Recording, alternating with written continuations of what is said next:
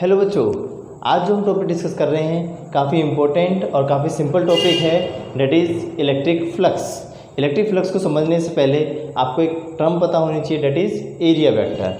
अब मान लो मैं आपसे पूछूं कि एरिया स्केलर क्वांटिटी है या फिर वेक्टर, तो मेरे हिसाब से most of the student says that area is a scalar quantity, समझे। बट एक्चुअली में ऐसा नहीं होता। In many situations we have take area as a vector quantity, that is area has not only magnitude, area has not only magnitude but direction also, समझे। Area के पास खाली magnitude ही नहीं होता बेटा, उसके पास क्या होती है, डायरेक्शन भी होती है। समझो कैसे, जो एरिया की डायरेक्शन होगी हम कैसे लेंगे, तो देखो जैसे मान लो आपको कोई भी प्लेनर सरफेस है, क्या है, एक प्लेनर सरफेस। मान लो आपने एक प्लेनर सरफेस लिया, इस प्लेनर सरफेस पे जो एरिया की डायरेक्शन होगी वो इस सरफेस के नॉर्मली होगी बेटा, क्या होगी, नॉर्मली आउटवर्ड, ऐसे समझना। मान लो आपको ऑब्जर्वर यहाँ पे है इस पॉइंट पे, तो उसमें से इसमें से नॉर्मल कैसे दिखेगा उसे, नॉर्मली आउटवर्ड डायरेक्शन में, बाहर की side, that is normal to the surface. यदि ऑब्जर्वर यहाँ पे है तो उसे कहाँ दिखेगा बेटा, नॉर्मल नीचे आउटवर्ड की साइड। तो नॉर्मल को हम एन कैप से दिखा दिए डायरेक्शन को, या फिर सिंपल आप एरिया वेक्टर है, ये क्या है, ये हमारा एरिया वेक्टर। तो एरिया वेक्टर को A vector equal to A n cap भी बोल सकते हो बेटा। अब यहाँ पे ए क्या है, हेयर ए क्या है बेटा, magnitude of area, magnitude of area. और एन कैप क्या है यहाँ पे, बताओ एन कैप, एन क्या होता है, यूनिट वेक्टर, कैप लगा हुआ है ना, तो यूनिट वेक्टर क्या दिखाता है हमारा, डायरेक्शन। तो ये क्या है, unit vector along the normal, unit vector along the normal of the planar surface या planar area, समझ गए, प्लेनर सरफेस या प्लेनर एरिया। ये नीचे भी हो सकता है, जरूर नहीं है ऊपर हो, आपको पर एक मान के चलना है, या तो ऊपर मानना है या फिर कहाँ मानना है, नीचे, थ्रू आउट द क्वेश्चन, समझ गए। वो हम ऑब्जर्वर के हिसाब से देख लेंगे, बट आपको हमेशा याद रखना है नॉर्मल का डायरेक्शन, एरिया की डायरेक्शन का होगी नॉर्मली आउटवर्ड। गॉट इट, इतना समझ में आया आपको। और कहीं पर कोई एरिया वेक्टर को बेटा हमारे एस वेक्टर से भी दिखा सकती है, तो आप लिख सकते हो S N cap, where S is the surface area of that planar surface, और एस उसका मैग्नीट्यूड है, और एन कैप क्या दिखा रहा है बेटा, उसकी डायरेक्शन। ये तो हो गया प्लेनर की, मतलब 1D में बात हो गई। यदि हम बात करें 3D में, मतलब सॉरी ये हो गया हमारी 2D में बात हो गई। मान लो हम बात करें 3D में, 3D में मान लो हमने बात करी कोई स्फीयर की या कोई भी कर्व्ड सरफेस की बात करें, तो उस केस में हम एरिया वेक्टर कैसे निकालेंगे। तो देखो ध्यान से, मान लो हम बात करें स्फीयर की, मान लो एक कर्व्ड सरफेस की बात करी हमने, समझना बेटा ध्यान से, हमने किसकी बात करी, कोई भी एक कर्व्ड सरफेस की, ठीक है, कोई भी हमारा कर्व्ड सरफेस एरिया है। इस कर्व्ड सरफेस, ये रेडियस ले लो इसकी, ये ओरिजिन ले लिया बेटा हमने इसका, या सेंटर पॉइंट ले लिया। अब हमें इस कर्व्ड सरफेस पे आपको एरिया वेक्टर की डायरेक्शन बतानी है, मतलब नॉर्मल वेक्टर की। तो कैसे करोगे, अब इसमें तो हर पॉइंट पे एरिया वेक्टर क्या होगा, अलग होगा। मान लो जैसे मैं हाँ नॉर्मल ड्रॉ करूँ तो इधर की साइड जाएगा, इधर नॉर्मल ड्रॉ करूँ तो कहाँ जाएगा, ऊपर, इधर नॉर्मल ड्रॉ करूँ तो इधर। तो हम क्या करेंगे इस सारे क्वेश्चन में, हम इस पर एक छोटा सा एलिमेंट लेंगे, क्या लेंगे, एक एलिमेंट, उस एलिमेंट पे क्या डालेंगे बेटा, नॉर्मल, समझ गए। मान लो इसमें मैंने यहाँ पे एलिमेंट लिया, तो यहाँ पे नॉर्मल डालेंगे तो इधर नॉर्मल आया। मान लो मैंने बीच में लिया कहीं, तो यहाँ नॉर्मल आएगा। तो आप देख रहे हो हर पॉइंट पे एरिया वेक्टर की डायरेक्शन क्या आ रही है बेटा, अलग आ रही है, समझे। तो हमें इसमें क्या लेना पड़ेगा, एक एलिमेंट लेना पड़ेगा, क्या लेना पड़ेगा हमें, एक छोटा सा एलिमेंट, समझे, जिसका जो डायरेक्शन आएगी ये आएगी, ये इसका ओरिजिन से डिस्टेंस होगी। मान लो हमने मान ली कितनी है बेटा, ये हमने कितनी मानी थी, आर, समझ गए, कितनी मानी है बेटा हमने, ये आर। तो इस केस में हम इस छोटे से एलिमेंट का एक छोटा सा एरिया कंसीडर करेंगे। तो उस छोटे से एलिमेंट का एरिया मान लिया बेटा मैंने आपका ds vector, which is equal to ds N cap. ds क्या है, उसका मैग्नीट्यूड, और एन कैप क्या दिखा रहा है बेटा, उसकी डायरेक्शन। आप एन कैप दिखा सकते हो, आर कैप भी दिखा सकते हो, क्योंकि रेडियस के अलोंग ही होगा वो, ओके। 3D शेप में वो किसके अलोंग होगा, रेडियस के अलोंग, गॉट इट। अब आपको पूरा ही सरफेस का निकालना है, फिर पूरे सरफेस के लिए क्या कर दोगे, मान लो पूरे सरफेस का निकालना है, तो आप क्या कर दोगे इसको बेटा, इंटीग्रेशन, क्या कर दोगे इस छोटे पार्ट का इंटीग्रेशन। तो इस तरह से करते हुए हम पूरे सरफेस एरिया क्या निकाल सकते हैं, पूरे कर्व्ड सरफेस एरिया के लिए एरिया निकाल सकते हैं बेटा। कैसा सरफेस था हमारा, ये कर्व्ड सरफेस, समझ गए प्लेनर के लिए तो डायरेक्ट निकल जाएगा, बट कर्व सरफेस के लिए या 3D शेप के लिए आपको क्या करना पड़ेगा, एक छोटा सा एलिमेंट बनना होगा, उस छोटे से एलिमेंट के आपको क्या निकालना पड़ेगा, एरिया पता होना चाहिए, फिर उसका आपको इंटीग्रेशन पढ़ना पड़ेगा, उसके बाद इंटीग्रेशन करने के बाद आपकी net electric flux net area vector निकल के आएगा। समझ गए इतना आप लोग? Very good. अब हम समझेंगे इलेक्ट्रिक फ्लक्स। इलेक्ट्रिक फ्लक्स क्या होता है, समझना बेटा ध्यान से। इलेक्ट्रिक फ्लक्स क्या है, क्योंकि काफ़ी इंपॉर्टेंट है। इसके बाद जो हम नेक्स्ट टॉपिक पढ़ेंगे इसके बाद गॉसियस थ्योरम, उसमें सारा इलेक्ट्रिक फ्लक्स का ही यूज़ होगा, तो इसलिए थोड़ा ध्यान से समझेंगे इलेक्ट्रिक फ्लक्स को। समझो इलेक्ट्रिक फ्लक्स क्या है, अ ग्रुप ऑफ या count of electric lines of force passing through any given surface area normally is called electric flux। समझो बेटा ध्यान से। it is denoted by phi।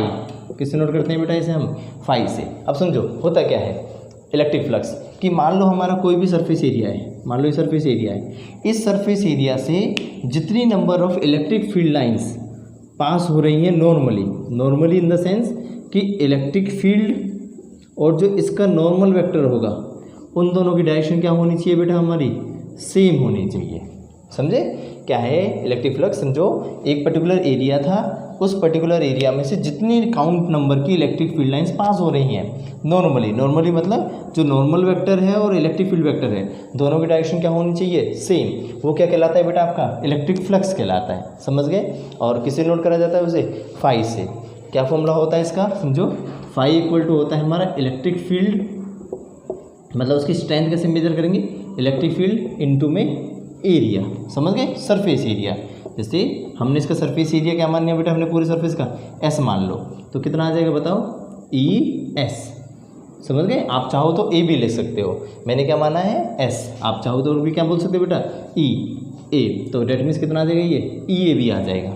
Got it? सबको समझ में आया यहाँ तक? हाँ सर। अब बाई चांस आप ऐसे ना हुआ हो, ये इंक्लाइंड हुआ, उस केस में क्या करेंगे सर, देखो ध्यान से समझेंगे कि बाई चांस ये सरफेस एरिया हमारा ऐसे तिरछा होता, ऐसे तिरछा होता है बेटा, मान लो नॉर्मल कहाँ जा रहा होता है, इस सरफेस के नॉर्मल, ठीक है, इस सरफेस के क्या हो सकता है, नॉर्मल ऐसे जा रहा होता हमारा नॉर्मल वेक्टर, जिसे एन कैप बोल रहे हैं, या फिर आप चाहो तो डी एस वेक्टर भी बोल सकते हो बेटा, which is D S N cap. Got it? हमारी इलेक्ट्रिक फील्ड लाइन्स ऐसे स्ट्रेट जा रही हैं, समझो इलेक्ट्रिक फील्ड लाइन्स हमारी ऐसे स्ट्रेट जा रही हैं, तो उस केस में क्या होगा, ये इलेक्ट्रिक फील्ड इनके बीच में क्या बन रहा है बेटा, कुछ एंगल थीटा बन रहा है, तो डेट मीन्स यहाँ पे कुछ एंगल आया।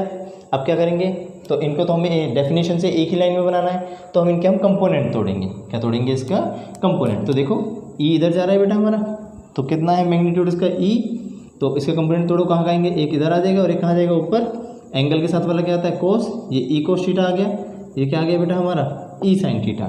तो फ्लक्स का क्या बताया मैंने फॉर्मूला, इलेक्ट्रिक फील्ड का वो कंपोनेंट जो नॉर्मल के साथ है इनटू में एरिया। तो नॉर्मल के साथ कितना कंपोनेंट है इलेक्ट्रिक फील्ड का बताओ, ई कोस थीटा, और एरिया कितना है बेटा, इस सरफेस का हमने एरिया कितना माना था, एस माना था, या फिर क्या माना है, ए, तो ये ए ले लो। तो फ्लक्स का फॉर्मूला कितना आ गया बताओ, ई ए कोस थीटा। समझ गए? थीटा किस किस का है बताओ, थीटा किस किस के बीच का एंगल है, नॉर्मल और इलेक्ट्रिक फील्ड का। समझना, जो थीटा एंगल है किस किस के बीच का है, यहाँ पे ध्यान से समझेंगे बेटा सारे, theta angle between electric field and area vector. समझ गए? थीटा किस किस के बीच का एंगल है, electric field and area vector के बीच का। समझ गए? अब आप देखो थीटा हटा के क्या भी लगाते हैं बेटा हम, बताइए, कोस थीटा हटा के क्या लगाएंगे हम, वेक्टर। तो हमारा कौन सा प्रोडक्ट चलता है, dot product. Got it? Theta हटा क्या लगता है बेटा हमारा, dot product. That means electric flux is the dot product of electric field and area vector. हम ये भी बोल सकते हैं, क्या बोल सकते हैं, electric flux is a dot product of electric field and area vector. समझ गए? किसका डॉट प्रोडक्ट है बेटा? वो इलेक्ट्रिक फील्ड और एरिया वेक्टर का। Got it. और आपको हमेशा याद रखना है ये थीटा किस किस के बीच का एंगल है? इलेक्ट्रिक फील्ड और नॉर्मल के बीच का। ये बात जरूर ध्यान रखेंगे बेटा आप लोग।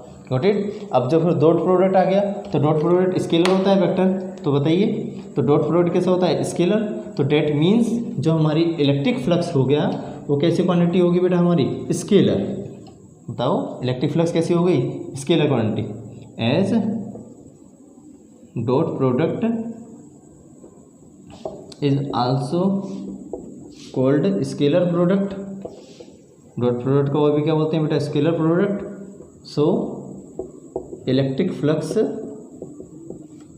Is a scalar quantity. कैसी क्वांटिटी होगी इलेक्ट्रिक फ्लक्स? बताइए स्केलर क्वांटिटी होगी, कोई दिक्कत नहीं। इट मीन्स ये पॉजिटिव भी हो सकती है, नेगेटिव भी हो सकती है और जीरो भी हो सकती है। समझे? ये पॉजिटिव भी हो सकती है, नेगेटिव भी हो सकती है और जीरो भी हो सकती है। देखो ध्यान से, जैसे मान लो अपने सरफेस एरिया ऐसे माना, इसका नॉर्मल कहाँ है बेटा? हमारा इधर। मान लो मैंने कहा इलेक्ट्रिक फील्ड इधर जा रही है, तो थीटा ये बना। थीटा क्या बन रहा है बताइए? लेस देन 90 बन रहा है, मतलब एक्यूट। तो एक्यूट बन रहा है तो कोस थीटा क्या आएगा बेटा? हमारा पॉजिटिव। तो डेट मीन्स जिसमें फ्लक्स आएगा वो क्या आएगा बेटा? हमारा पॉजिटिव आएगा। समझ गए? बाई चांस इसी फिगर में मैं कह देता इलेक्ट्रिक फील्ड ऐसे जा रही है बेटा सीधा, पर ऑब्जर्वर यहाँ है और वो नॉर्मल देख रहा होता। तो नॉर्मल कैसे जा रहा होता है सरफेस का? बताओ।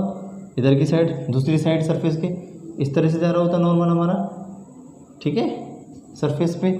ऐसा मान सकते हो आप। तो इस केस में मान लो ये थीटा बन गया, तो ये थीटा कैसा बन रहा है बेटा? हमारा ग्रेटर देन 90, मतलब ऑब्ट्यूज। कैसा बन रहा है हमारा? ऑब्ट्यूज। तो इस केस में फ्लक्स कितना आ जाएगा बेटा? नेगेटिव। समझ गए? इस केस में कितना आ रहा था? लेस देन 90 आ रहा था। इसमें कैसा आ रहा है? Greater than 90। Got it. यदि ऑब्जर्वर यहाँ से देख रहा है तो इसका नॉर्मल इधर की साइड कर दिया बेटा मैंने। Got it. और तीसरा केस देखो, यदि नॉर्मल ऐसे ना जाके इलेक्ट्रिक फील्ड ऐसे जा रही होती, देखो मान लो सरफेस एरिया है, मैंने कहा दोबारा देखो, मान लो ये एरिया ले लिया बेटा, सरफेस एरिया ये है, नॉर्मल ये हो गया। मैंने कहा इलेक्ट्रिक फील्ड ऊपर जानी है, तो थीटा कितना बन गया? 90। तो थीटा 90 हो गया तो फ्लक्स कितना हो गया बेटा? हमारा 0।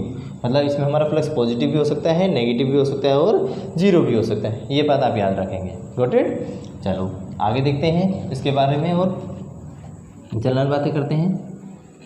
देखिए ध्यान से, बट आपको हमेशा एक चीज़ ध्यान रखनी है, यहाँ पे जो हमारा थीटा एंगल है वो किस किस के बीच का है बेटा? इलेक्ट्रिक फील्ड और नॉर्मल के बीच का है। ये बात हमेशा याद रखेंगे। नॉर्मल मतलब एरिया वेक्टर। Got it. अब फ्लक्स का फॉर्मूला कितना आ गया बताओ? ई वेक्टर डॉट ए वेक्टर। यदि मैं एसआई यूनिट की बात करूँ, किसकी बात करूँ बेटा? SI unit. तो इलेक्ट्रिक फील्ड की क्या होती है? न्यूटन पर कूलम। एरिया कितनी होती है बेटा? Metre square. तो that means newton metre square coulomb inverse. और इलेक्ट्रिक फील्ड की बेटा अभी हम पढ़ेंगे आगे, वोल्ट पर मीटर भी होती है यूनिट। और एरिया क्या हुई? Metre square. 1 मीटर से 1 मीटर कर गया, कितना आ गया? वोल्ट मीटर भी हो गई हमारी। किसकी यूनिट? इलेक्ट्रिक फ्लक्स की। समझ गए इतना आप लोग? कंफर्म क्लियर हुआ इतना? और देखो और समझते हैं हम इसके बारे में, इलेक्ट्रिक फ्लक्स के बारे में। मान लो बेटा अब आपको क्या है, कोई भी कर्व सरफेस एरिया है। देखो मान लो आपने क्या माना है, आपका एक कोई भी कर्व सरफेस है, इसमें से क्या क्रॉस करनी है बेटा? आपकी इलेक्ट्रिक फील्ड क्रॉस करनी है। ठीक है, आपको इस कर्व सरफेस एरिया का इलेक्ट्रिक फ्लक्स निकालना है। तो कैसे करोगे कर्व सरफेस एरिया के लिए? जैसे मैंने आपको बताया था थोड़ी देर पहले, आप इसमें एक छोटा सा एलिमेंट मानोगे। ठीक है, उस एलिमेंट का मान लो आपने ये एरिया वेक्टर मान लिया बेटा। इन दोनों में क्या बन रहा है? थीटा बन रहा है। इसके बाद बताओ ये एरिया वेक्टर किसके बराबर होगा? ds n के। तो electric flux through curve surface area कैसे निकालेंगे कि जो इलेक्ट्रिक फ्लक्स है इस छोटे से कर्व एरिया से कितना आएगा बताओ? ई वेक्टर डॉट ds वेक्टर आएगा इस छोटे से पोर्शन से, क्योंकि तो छोटे से पोर्शन का एरिया कितना है? ds। अब पर मुझे तो फ्लक्स निकालना है किसका? ये किसका फ्लक्स है? छोटे एलिमेंट का। Electric flux through small element. अब हमने निकालना किसका फ्लक्स बेटा? पूरे कर्व सरफेस एरिया का। तो क्या कर देंगे बेटा इसका? Integration. That mean integration of D phi equal to integration of E vector dot DS vector. तो किसका फ्लक्स आ जाएगा बेटा? पूरे कर्व सरफेस का। समझ गए कितना है? E vector dot DS vector. Got it? तो दैट मींस यहां से इलेक्ट्रिक फ्लक्स की डेफिनेशन और क्लियर हुई। Electric flux equal to the line integral of electric field over any close surface area is called electric flux. समझ गए? यहां से एक डेफिनेशन और बन गई इंटीग्रेशन फॉर्म में, मतलब the line integral of electric field over close surface area equal to किसके बराबर होता है, इलेक्ट्रिक फ्लक्स के बराबर। Got it. अब देखो इसके बारे में हम कुछ और बातें करेंगे, पर उससे पहले हम इसके बारे में कुछ इलस्ट्रेशन करते हैं। उन इलस्ट्रेशन से आपको ज्यादा पता चलेगा कि क्या क्या करना है। बट एक बात हमेशा याद रखना कि यहाँ पे डॉट प्रोडक्ट है ये, तो डॉट हटाइए क्या लगाओगे बेटा, cos थीटा, और थीटा किसके बीच का एंगल था, इलेक्ट्रिक फील्ड और एरिया वेक्टर या नॉर्मल के बीच में। समझ गए? देखो ध्यान से, पहला न्यूमेरिकल देखो। मान लो आपकी कोई भी एक रिंग है, क्या है बेटा, आपकी कोई भी एक रिंग समझते हैं ना, रिंग है, मान लो उसका रेडियस मान लो बेटा आपने स्मॉल आर, उसमें से इलेक्ट्रिक फील्ड क्रॉस कर रही है आपकी, क्या क्रॉस कर रही है आपकी, इलेक्ट्रिक फील्ड। कितने डिग्री एंगल पे रिंग से, मान लो आपका 60 डिग्री एंगल पे। Got it. और आपको इस रिंग का इलेक्ट्रिक फ्लक्स बताना है कितना होगा, बताओ, ट्राई करो एक बार सोल्व करने का।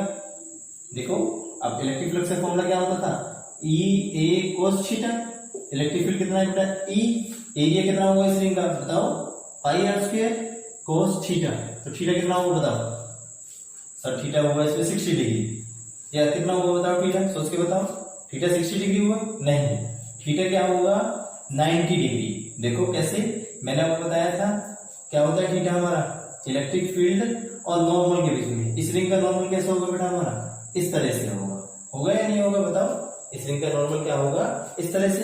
तो देखो क्या है ये, मतलब ये ऐसे करके कोई रिंग थी, समझ रहे हो, उस रिंग से ऐसे करके आपकी क्या जा रही है बेटा, इलेक्ट्रिक फील्ड जा रही है। इस पे यदि मैं नॉर्मल ड्रॉ करूंगा तो इस तरह से आपका नॉर्मल ड्रॉ हुआ, तो मतलब इलेक्ट्रिक फील्ड इधर जा रही है, नॉर्मल जा रहा है ऊपर, तो कितना एंगल बनाएंगे बीच में, 90 डिग्री। समझना, मतलब जो ये एंगल बनेगा, आप खुद करके देखना, एक रिंग बनाना, रिंग पे नॉर्मल डालना है, ऐसे इलेक्ट्रिक फील्ड जाएगी नॉर्मल ऐसे, तो थीटा कितना बन रहा है बेटा इस केस में 90 डिग्री, क्योंकि इस सरफेस के साथ। Got it. तो थीटा कितना है 90, cos 90 कितना होता है 0, तो फ्लक्स कितना आ गया बेटा हमारा इस केस में 0 आ गया। समझ गए? थोड़ा ध्यान से करना, डायग्राम को समझना जरूरी है, 3D सोचना पड़ेगा कि ये रिंग थी, रिंग इस तरह शेप की हुई, इलेक्ट्रिक फील्ड क्या करनी है, ऐसे क्रॉस करनी है बेटा, रेडियस के साथ कितना एंगल बना रही है वो 60 डिग्री। बट हमें तो एंगल रेडियस के साथ नहीं चाहिए होता, किसी के साथ चाहिए होता एरिया वेक्टर या नॉर्मल वेक्टर के साथ। तो नॉर्मल वेक्टर का एंगल कैसा होगा, ऊपर होगा, इलेक्ट्रिक फील्ड ऐसे जा रही है, तो थीटा कितना बन गया 90 डिग्री, तो cos 90 कितना होगा 0, तो फ्लक्स कितना आ गया बेटा हमारा 0।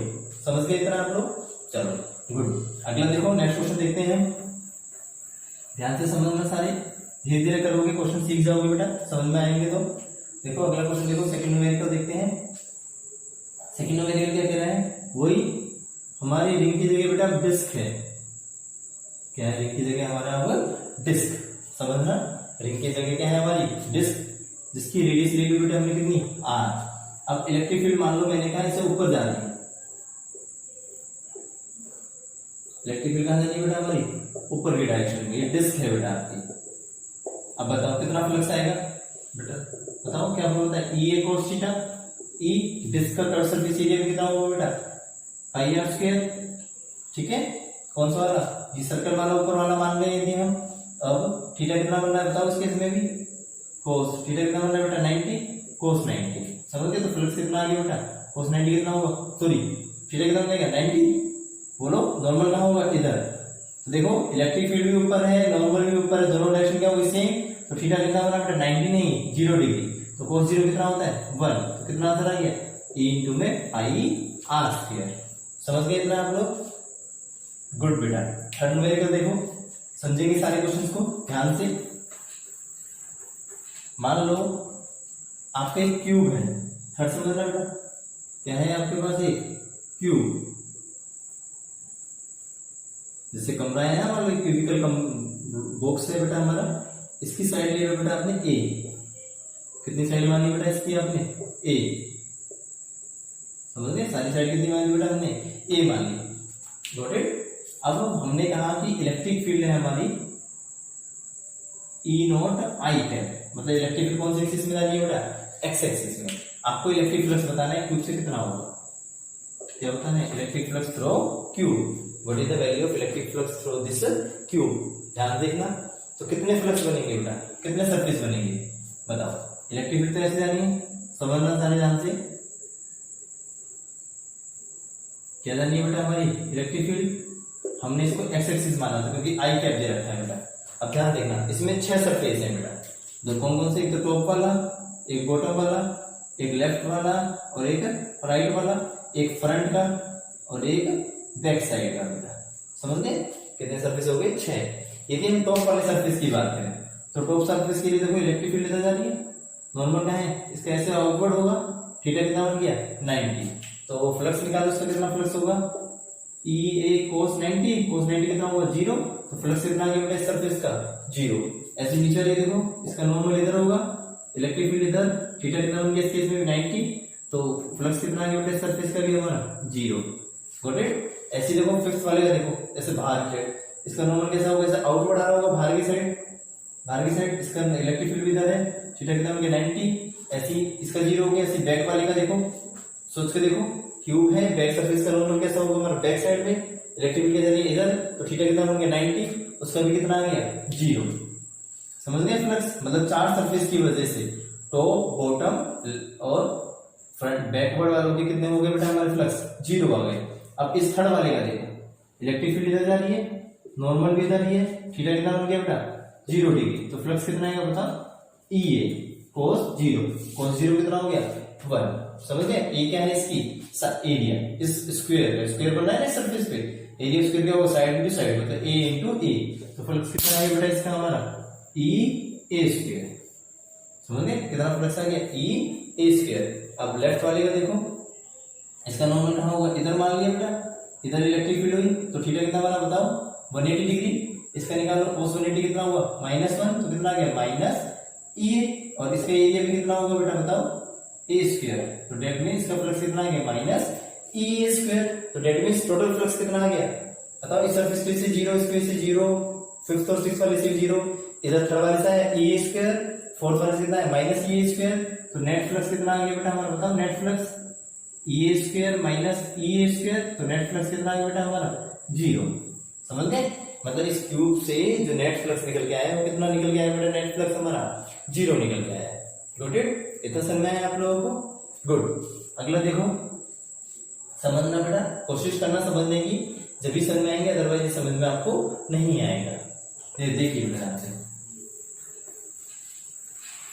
ट्राई करो क्वेश्चन समझने की, क्योंकि जनरली बोर्ड भी इसके ऊपर एक क्वेश्चन पूछता है और आपको आने भी चाहिए अच्छे ढंग से। जैसे मान लो हम अगले क्वेश्चन की बात करें कि आपका एक सिलेंडर है, सपोज क्या है आपका एक सिलेंडर, समझना बेटा, मैंने कहा इधर इलेक्ट्रिक फील्ड जानी है, क्या जानी है बेटा इधर, मैंने कहा electric field.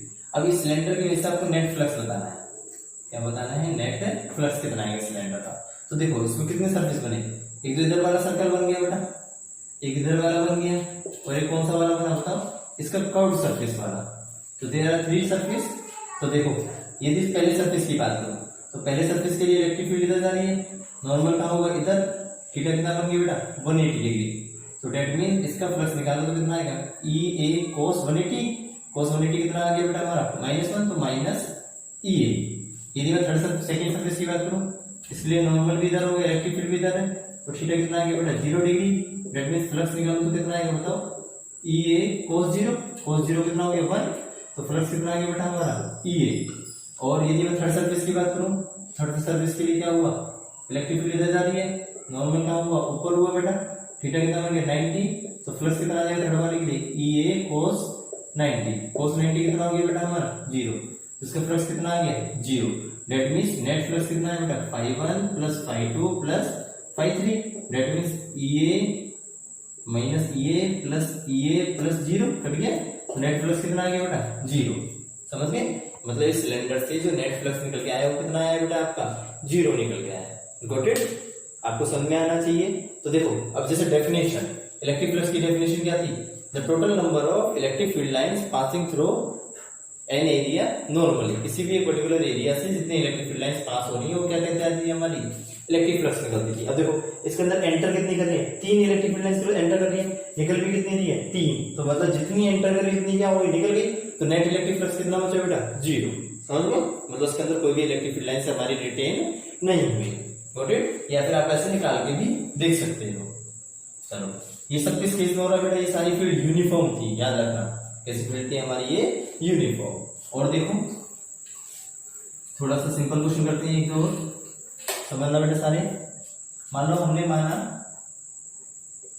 If electric field हमें दे रखी थी बेटा ये 6i के प्लस 2j के प्लस 5k के, एंड एरिया वेक्टर दे रखा था, एरिया ऑफ स्क्वायर मान लो 30 metre square, okay, in Y Z plane. कौन से प्लेन में बेटा? Y Z plane. Find electric flux.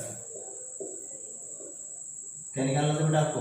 Electric flux निकालना था। मतलब हमारे पास क्या आता है, एक इलेक्ट्रिक फील्ड दे रखी है, एक स्क्वायर दे रखा है, कौन से प्लेन में? वाई जेड प्लेन में, उसका एरिया दे रखा है, उस स्क्वायर से इलेक्ट्रिक फ्लक्स कितना पास होगा ये हमें निकालना है। तो देखो इलेक्ट्रिक फ्लक्स का फॉर्मूला क्या था बेटा? वेक्टर फॉर्म में ई वेक्टर डॉट ए वेक्टर। अब ई वेक्टर कितना है बेटा हमारे पास? 6i cap plus 2j cap plus 5k cap dot area कितना है बेटा? 30 मीटर स्क्वायर इन वाई जेड प्लेन। मतलब जो हमारा एरिया ध्यान समझो वो वाई जेड प्लेन में है, मतलब एक एक्सिस वाई वाली है और एक एक्सिस कौन सी है बेटा हमारी? जेड वाली। तो यदि मैं इसका नॉर्मल ड्रॉ करूं तो नॉर्मल कौन सी एक्सिस में आएगा बेटा? देखो ध्यान देखो, ऐसे नॉर्मल ऐसा आउटवर्ड आ रहा होगा, कौन सी एक्सिस होगी? वो एक्स एक्सिस। मतलब जो इसका एरिया वेक्टर है वो कौन सी एक्सिस में आ रहा है हमारा? एक्स एक्सिस में आएगा। ऐसे आएगा ना नॉर्मली, ऐसे खड़ा होगा 90 डिग्री पे एंगल पे बाहर की साइड, तो कौन सी एक्सिस होगी वो हमारी? Z axis. तो दैट मींस इसका जो एरिया वेक्टर है कौन सी एक्सिस में आया? एक्स एक्सिस में। और एक्सिस से क्या लगता है बेटा हमें पता है? आई है। वाई के साथ 0 आ गया और जेड के साथ भी कितना आ गया? 0। समझ गए? करो डॉट प्रोडक्ट कैसे करते हैं? आई का आई से, जे का जे से, के का के से। ये कितना है? 6। ये कितना है बेटा हमारा? 30। बाकी तो हम 0 0 है बेटा हमारी, तो कितना आ गया? Flux 6 3 180 volt meter. समझ गए? ये क्या आ गया हमारा? इलेक्ट्रिक फ्लक्स आ गया। नोटेड? क्या आ गया हमारा? ये इलेक्ट्रिक फ्लक्स। अब आप अगला देखो, कुछ अलग क्वेश्चन करते हैं हम। बिल्कुल सिंपल से क्वेश्चन करा रहे हैं, समझ में आना चाहिए आप लोगों को किस तरह से क्वेश्चन सोल्व कर रहे हैं। जैसे मान लो इस क्वेश्चन को देखो आप लोग, क्या कह रहा है क्वेश्चन? देखना बेटा ध्यान से, काफी अच्छा क्वेश्चन है, ट्राई करेंगे इस क्वेश्चन को सोल्व करने के लिए आप लोग। A circular plane sheet of radius 10 cm is placed in a uniform electric field 5 into 10 to the power 5 Newton per coulomb, making an angle of 60 degree with the field. Calculate the electric flux through the sheet. देखो बेटा क्या कह रहा है, एक circular sheet है, कितना radius है बेटा इसका? 10 सेंटीमीटर। तो आप रेडियस दे रखे हैं, यहाँ से आप एरिया निकाल सकते हो बेटा पाई आर स्क्वायर से। समझ गए? पाई कितना? 22/7। रेडियस कितनी बेटा? 10 सेंटीमीटर। मीटर में करो तो डिवाइड बाय 100 इंटू में 10 बाई डिवाइड बाई 100। तो देखो 2 0 से 2 0 कट गया, डेट मींस कितना आ गया बताइए? 22/700 metre square. That's your area. Is place in uniform electric field. बेटा किसकी वैल्यू दे रखी है बेटा आपको? इलेक्ट्रिक फील्ड की। कितनी है इलेक्ट्रिक फील्ड की value? 5 into 10 to the power 5 newton पर coulomb, making an angle 60 degree with the field. मतलब जो सर्कुलर शीट है वो इलेक्ट्रिक फील्ड के साथ कितना एंगल बना रही है बेटा हमारे? 60 डिग्री। याद रखना, शीट बना रही है आपकी इलेक्ट्रिक फील्ड के साथ। मतलब ये शीट है और इलेक्ट्रिक फील्ड, मान लो इलेक्ट्रिक फील्ड और वो शीट कितना एंगल बना रही है? 60 डिग्री। तो देखना ध्यान से, मतलब इलेक्ट्रिक फील्ड इस तरह से जा रही है बेटा हमारी। समझ गए? मतलब ये एंगल कितना है बेटा हमारा? इलेक्ट्रिक फील्ड और शीट के बीच में ये एक्सिस ड्रॉ करें तो एंगल कितना है बेटा हमारा? 60 डिग्री। समझ गए? हमें एंगल पर कट चाहिए किसके साथ होता है? नॉर्मल के साथ। तो शीट का नॉर्मल क्या होगा बेटा? सीधा होगा। तो खुद सोच के देखो, ये शीट और नॉर्मल कितना एंगल दे रखा है हमें? 60 डिग्री। इलेक्ट्रिक फील्ड और नॉर्मल में कितना एंगल बचेगा हमारे पास बेटा? 30 डिग्री। समझे? दोबारा देखो, दोबारा समझाता हूँ एक बारी, ध्यान से समझना। हमें क्या दिया है, क्योंकि ध्यान से समझना बहुत जरूरी है, नहीं तो सोल्व नहीं होगा क्वेश्चन बेटा। देखो ध्यान से, हमें फ्लक्स निकालना है। हमारे पास शीट है और शीट और इलेक्ट्रिक फील्ड का जो एंगल है वो कितना दे रखा है? 60 डिग्री। मतलब इलेक्ट्रिक फील्ड हमारी इस तरह से जा रही है बेटा। समझ गए? ये शीट की एक्सिस ले लो, ये कौन जा रही है बेटा हमारी? Electric field. इलेक्ट्रिक फील्ड और शीट कितना एंगल बना रही है बेटा हमारी? 60 डिग्री। तो मान लो ये एंगल आपको दे रखा है 60 डिग्री। समझ गए? ये एंगल कितना दे दिया बेटा हमें? 60 डिग्री। इसका नॉर्मल कहाँ होगा शीट का? इस तरह से नॉर्मल होगा शीट का, और हमें एंगल किसका चाहिए होता है बताओ? इलेक्ट्रिक फील्ड और नॉर्मल का। तो इलेक्ट्रिक फील्ड इधर है, नॉर्मल इधर है, तो एंगल कितना बचेगा बेटा हमारा? 30 डिग्री। समझ गए? एंगल कितना बचेगा हमारा? 30 डिग्री। अब लगा दो फ्लक्स का फॉर्मूला सीधा, ई ए कोस थीटा। तो ई कितना दे रखा है बेटा? 5 into 10 to the power 5। Area कितना आएगा बेटा हमारा? 22/700 कोस 60 रखेंगे 30, क्योंकि नॉर्मल और इलेक्ट्रिक फील्ड का लेना है, तो कोस 30। समझ गए? कोस 30 कितना होता है बताइए? कितना हो जाता है बेटा कोस 30? तो ये कट गया तो बेटा 2 0 3 रह गया। 5 into 10 to the power 3 into 22/7 कोस 30 कितना होता है बताइए? √3/2। समझ गए? सोल्व कर लेंगे इसे। सोल्व करने के बाद आपके पास रिक्वायर्ड आंसर आ जाएगा। तो कितना आंसर आएगा 1.36 इंटू 10 की power 4 newton metre square coulomb inverse. समझ गए क्या आ गया हमारे ये electric flux through this square. Got it. अब देखो एक अच्छा क्वेश्चन कराता हूँ, ये क्वेश्चन काफी बार पूछा गया था। अब देखो एक क्वेश्चन और कराते हैं बेटा, काफी अच्छा क्वेश्चन है तो ध्यान से समझना क्या कह रहा है। काफी बार आया वो क्वेश्चन तो इसलिए ध्यान समझेंगे कि हमारे पास एक कोऑर्डिनेट एक्सिस है। ध्यान समझना बेटा, ये एक्स एक्सिस, ये वाई ले लो, ये कौन सी एक्सिस ले लो बेटा, जेड एक्सिस। यहाँ पे हमारा एक क्यूब रखा है,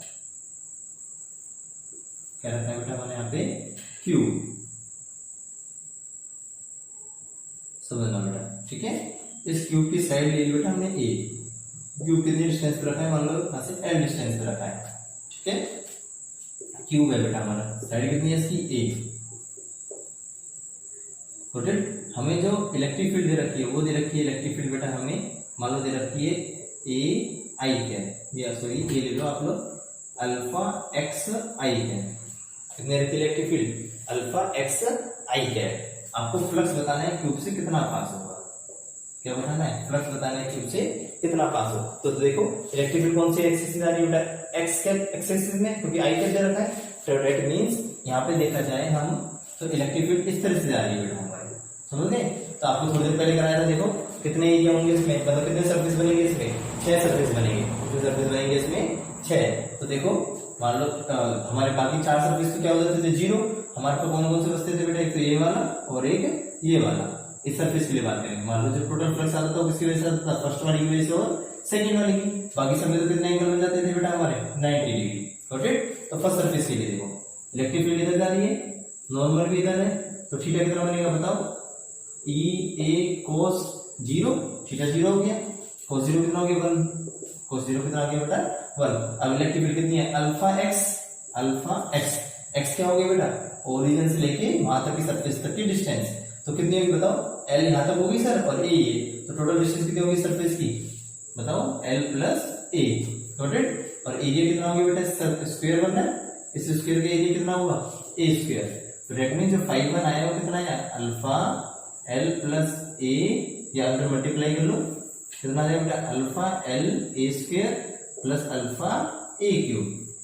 गॉट इट। ये कौन सा फ्लक्स आ गया बेटा हमारा, फर्स्ट वाला। ऐसे सेकंड वाले का बताओ, सेकंड वाले के लिए क्या होगा, इलेक्ट्रिक फील्ड इधर जा रही है, नॉर्मल कहाँ होगा इधर, थीटा कितना बन गया बेटा इसके इसमें 180 डिग्री। तो निकालो प्लस सेकंड ई ए कोस 180, ई कितना बेटा अल्फा एक्स, तो एक्स बताओ कितनी दूरी पे इसके लिए, कितना दूरी है ऐसा तक एल, तो अल्फा एल, एरिया कितना होगा बेटा, ये भी स्क्वायर बन रहा है, स्क्वायर का area side to side a square, cos 180 कितना होगा बेटा -1। तो दैट मींस जब 5 आया कितना आ गया minus alpha L A square. Got it. बाकी सारे क्या होंगे बेटा हमारे, याद रखना बाकी सारे चारों सरफेस का कितना होगा 0, क्योंकि इसमें एंगल कितना बन रहा था 90 डिग्री। अब दोनों वैल्यू उठ गया तो नेट फ्लक्स में 5 1 प्लस 5 2, तो देखो कितना फ्लक्स आ जाएगा, समझो बेटा कितना फ्लक्स आ जाएगा, 5 इक्वल टू 5 1, 5 में कितना आ गया alpha L A square plus alpha A cube minus 5 2 कितना आ गया बेटा minus alpha L A square, ये कट गया बेटा, तो कितना फ्लक्स आ गया क्यूब से alpha A cube. Got it. कितना क्यूब आ गया बेटा हमारा अल्फा ए क्यूब।